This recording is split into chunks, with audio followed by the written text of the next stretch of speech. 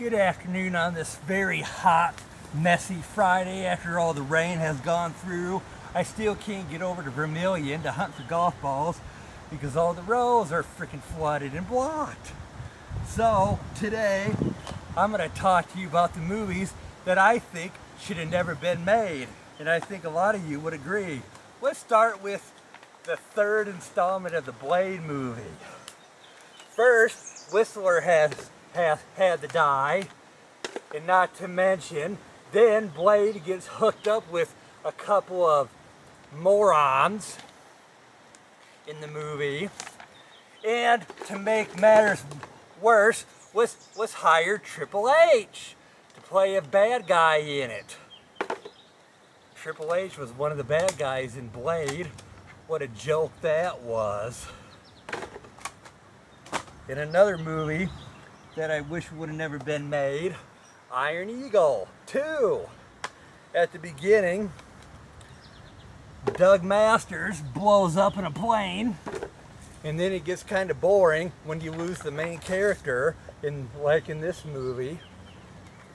And for some reason, they thought it would have been a great idea to make a third and a fourth movie of Iron Eagle.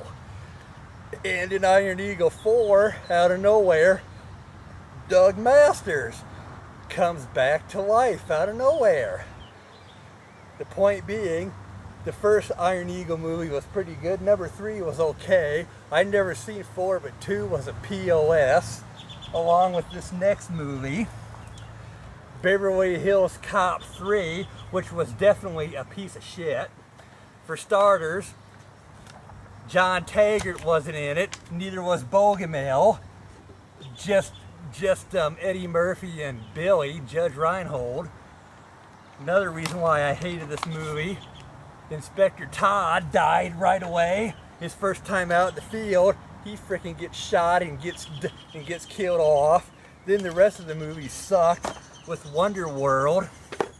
Yay, it's Wonder World, the happiest place on earth. What a piece of shit that Beverly Hills Cop 3 was. And yet they still want to make a fourth movie. Beverly Hills Cop 2 was one of my all-time favorites.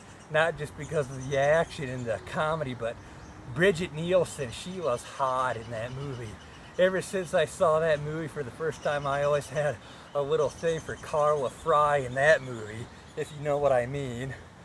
Yep, Bridget Nielsen was that movie's saving grace, just like Joan Severance saved See No Evil, Hear No Evil. And finally, one of the biggest bullshits of them all, The Scorpion King starring The Rock. Very cheesy, especially when you can consider that it was produced by WWE. And you know what the best part about this movie was? It didn't cost me a dime. I went down to the Dirt Mall, Shopko, aka the Dirt Mall, picked this movie up after it first came out. I looked at the receipt, it wasn't even on there. I didn't even get charged for this movie, thank God. Very, very cheesy stuff.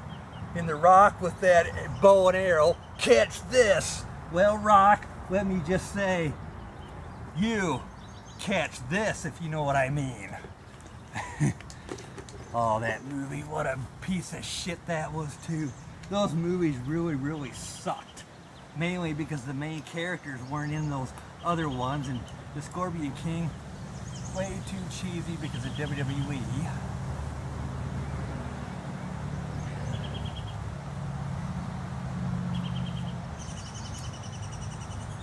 So Rock, catch this.